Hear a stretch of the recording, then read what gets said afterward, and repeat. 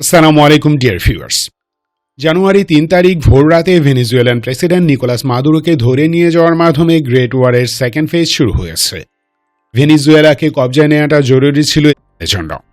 দেশটির ভারপ্রাপ্ত president Delcy Rodriguez already তা বলেছেন।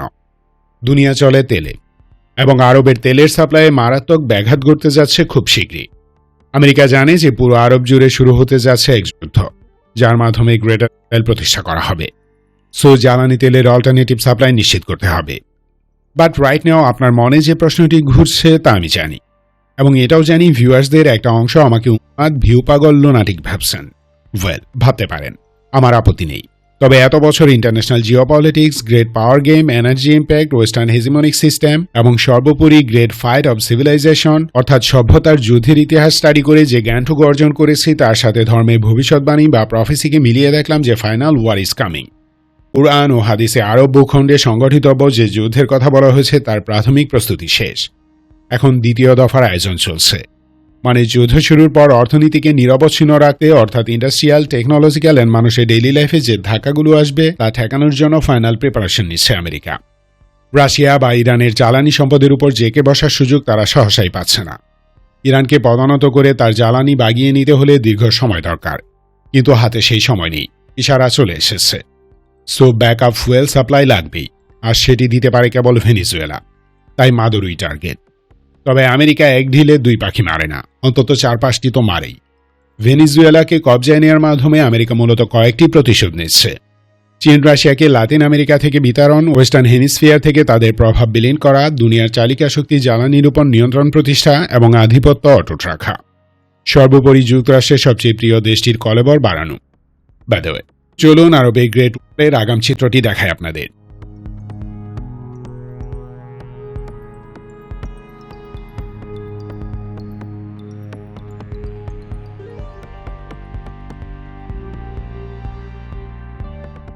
সভ্যতার যুদ্ধ নতুন কিছু না, যুগে যুগে তা ছিল এবং থাকবে।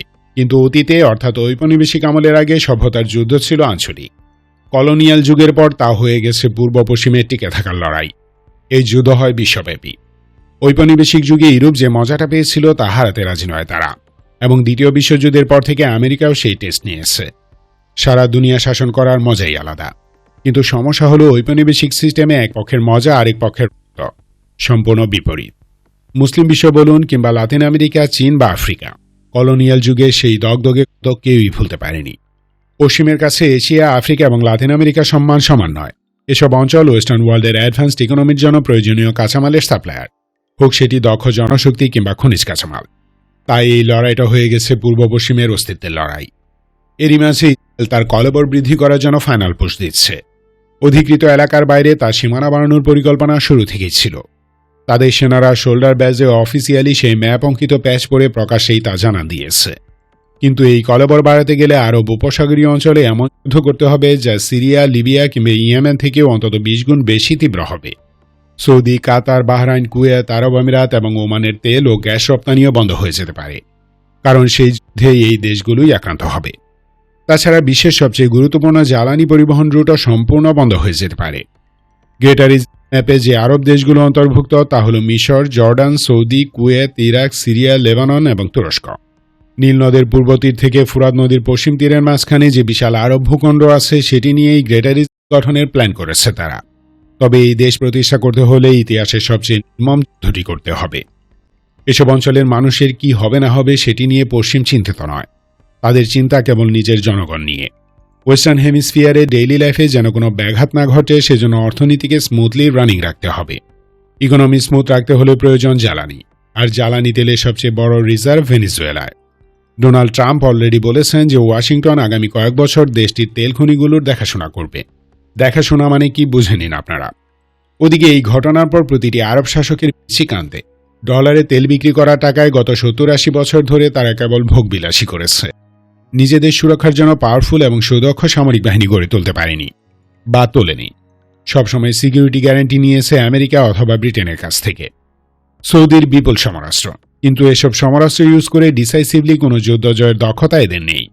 আরব আমিরাত, কুয়েত, বাহরাইন ও কাতারি আর্ম ফোর্সেসের যত critical weapons and defence systems আছে সেগুলোর পরিচালনার জন্য পাকিস্তান, ইন্দোনেশিয়া, মালয়েশিয়া, তুর্কি, বাংলাদেশ এবং মিশরীয় সেনাদের ভাড়া করা হয়। বিশেষ করে এই দেশগুলোর এয়ারফোর্সে এমন কোনো সুদক্ষ পাইলট নেই যে সমান শক্তির প্রতিপক্ষের সাথে কৌশলী আকাশযুদ্ধ জয় করতে সক্ষম।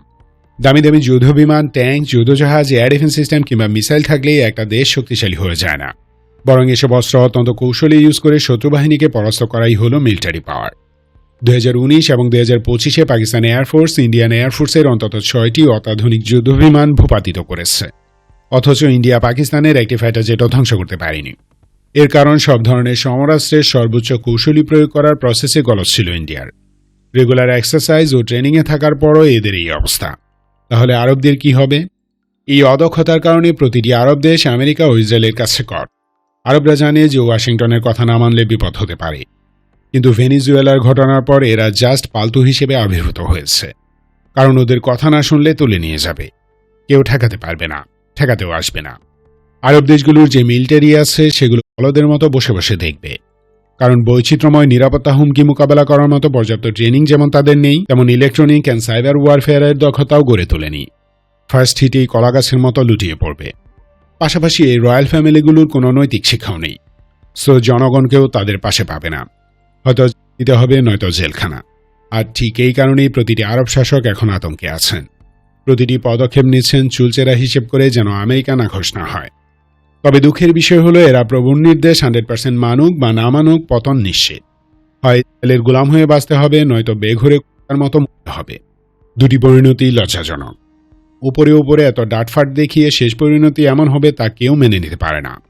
এই জন্যই তাদের মনে ভয়। আর এখন থেকে এই ভয়ের কারণেই 100% প্রভুভক্ত কুকুরের মতো আচরণ দেখাবে তারা। আর এই চান্সে ইসরায়েল প্রতিষ্ঠা করার কাজ পুরোদমে এগিয়ে যাবে। সো বুঝতেই পারছেন মাদুরুর পরিণতি কেন প্রতিটি আরব রাজা বাদশার মনে ভয় ঢুকিয়ে দিয়েছে। আর ওয়াশিংটনই বা কেন সকল আইন উপেক্ষা করে ভেনেজুয়েলান প্রেসিডেন্টকে তুলে নিয়ে এসেছে সেটাও নিশ্চয়ই বুঝতে পেরেছেন।